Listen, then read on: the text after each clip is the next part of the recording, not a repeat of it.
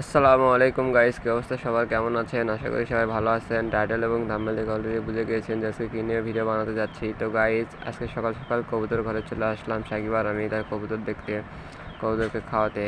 আজকে তার কবুতরের বাচ্চা ফুটবে, এজন্য সকাল সকাল চলে আসলাম। চলে আসার পরে দেখতেছি গেটের সামনেই পড়ে আছে দুইটা ঠোল। দেখে বুঝতে পারলাম যে কবুতরের বাচ্চা ফুটে গিয়েছে। খোপে অন্ধকার থাকার কারণে বাচ্চাগুলো আপনাদেরকে ভালোভাবে দেখাতে পারলাম না। তো গাইজ, ভিডিওটি যদি ভালো লাগে তবে লাইক, কমেন্ট, শেয়ার, সাবস্ক্রাইব করে আমাদের পাশেই থাকবেন এরকম নতুন নতুন ভিডিও পাওয়ার জন্য। আর যারা কবুতর কিনতে চান তারা আমাদেরকে কমেন্ট করতে পারেন, আমরা কন্ট্যাক্ট নাম্বার দিয়ে দেবো, নাম্বারে কন্ট্যাক্ট করতে পারেন, তাহলেই হয়ে যাবে গাইজ।